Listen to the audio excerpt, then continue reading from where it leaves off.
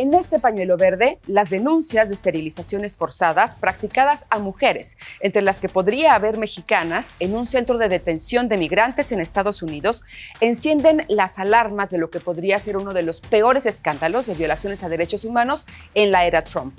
Las acusaciones fueron hechas por una enfermera que trabajó 3 años en las instalaciones. Y en México, la toma de la CNDH por colectivas feministas y familiares de víctimas simboliza el hartazgo frente a la impunidad y las imágenes se quedarán para la historia. Yo soy Olivia Cerón y les doy la bienvenida.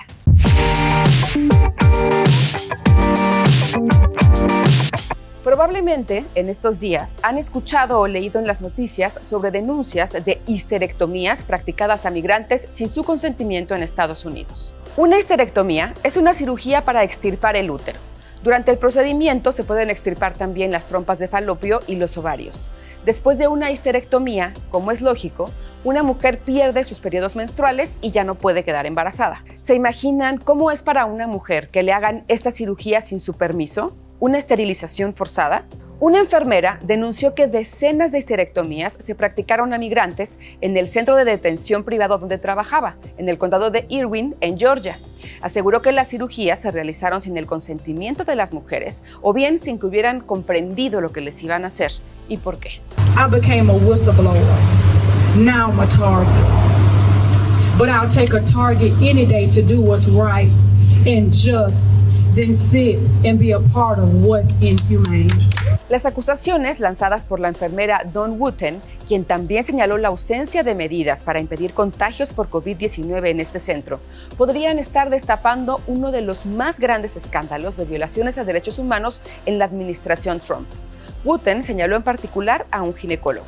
Tanto el doctor como la compañía que maneja el centro de detención rechazaron las acusaciones. Detained women, I had several detained women on numerous occasions that would come to me and say, Miss Wooten, I had a hysterectomy. Why?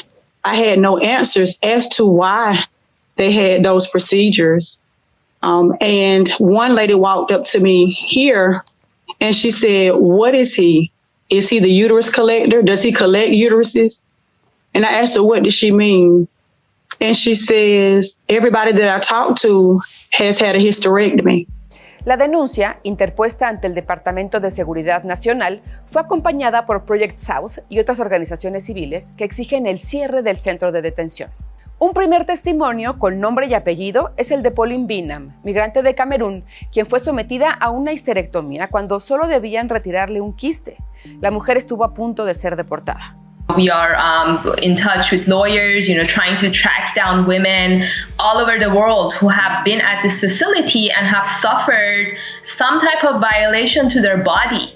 Congresistas demócratas como Nancy Pelosi retomaron la queja y exigieron una investigación inmediata en una carta firmada por más de 170 representantes. La congresista Pramila Jayapal denunció al menos 17 cirugías innecesarias, de acuerdo con información obtenida de 3 abogados de mujeres en detención. En México, el canciller Marcelo Ebrard informó que hay una investigación en curso para la cual están entrevistando a mujeres. Es algo inaceptable que rechazamos de antemano, aún sin tener toda la información confirmada. Este caso ha traído a la memoria las leyes estatales que se aprobaron en Estados Unidos entre 1907 y 1937 y que permitieron la esterilización involuntaria de más de 60,000 personas consideradas no aptas para procrear. Estas prácticas comenzaron a aplicarse a personas con discapacidad o problemas mentales. Y según explica Alexandra Minestern, profesora de Historia en la Universidad de Michigan, este parámetro se convirtió en los lentes a través de los cuales se dio rienda suelta al racismo y al sexismo.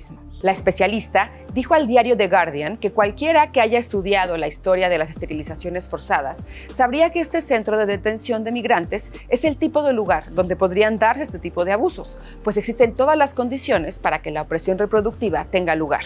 Y es que los principios de aquel movimiento eugenésico en Estados Unidos, que consideran válido intervenir en la fertilidad con el fin de mantener ciertas características físicas, prevalecen en ciertos sectores de la sociedad que siguen demonizando a quienes son diferentes o llegan de fuera. Y las mujeres migrantes, como demuestra este caso, son particularmente vulnerables. Aún es pronto para saber si estamos ante un escenario así, pero las alertas están encendidas. El Servicio de Control de Inmigración y Aduanas, ICE por sus siglas en inglés, dijo primero que en general las acusaciones sobre los abusos en el centro de detención de Irwin eran anónimas y carecían de sustento. Después cambió el tono y admitió que el caso plantea algunas preocupaciones muy serias que merecen una investigación rápida y exhaustiva. South Project, por cierto, lleva años denunciando abusos en 2 centros de detención de migrantes en Georgia, el ya mencionado de Irwin y el de Stuart. La organización exige que ambos sitios sean cerrados. Para muestra, las protestas que hicieron mujeres en abril pasado ante la falta de protocolos frente a la pandemia. ¡Ayuda, por favor, ayúdennos! ¡Ayúdennos! Tenemos miedo de que todas estamos grabando este video con miedo de que tomen represalias contra nosotros, que nos aíslen, que nos corten la comunicación con la familia. Por favor, le pedimos que si no vuelven a saber de nosotros, saben que nos aislaron. Tenemos miedo, estamos haciendo lo posible por nosotros mismas cubrirnos, haciéndonos mascarillas con medias, pero sabemos que esto no es suficiente. Necesitamos que alguien nos escuche, por favor. Solo estamos pidiendo ayuda, solo estamos luchando por nuestra vida. Tenemos derecho a la vida. Tenemos derecho a la vida, tenemos miedo. No tenemos protección, somos hijos y hijas. Hay infectados en el centro. Tenemos mucho miedo. Habemos más de 50 y no estamos cumpliendo las reglas de cuánta distancia hay. Estamos todos amontonados. Habemos más de 50, hay muchos. Tenemos miedo de enfermar los unos con otros, con el respirar, con el toser, con todo. No estamos a la distancia de lo que es necesario. Esperamos, por favor, una pronta respuesta a lo que nosotros estamos cuestionando. Hemos querido hablar con personas, pero no nos han escuchado. Por favor, ayúdennos. Y antes de despedirme, quiero recordar lo que en México está pasando y que quedará a la historia como un momento que simboliza el hartazgo ante la violencia hacia las mujeres y la ineficacia de las autoridades para hacer frente a la situación. Sí, me refiero a la toma de las oficinas de la CNDH en el Centro Histórico de la Ciudad de México el pasado 4 de septiembre por colectivas feministas y madres de víctimas que decidieron cambiarle el nombre a Casa de Refugio Ni Una Menos México. De nuevo, no ha parado la polémica por las formas, que además se ha replicado en sedes estatales con acciones policíacas reprobables, como lo que sucedió en Ecatepec, Estado de México.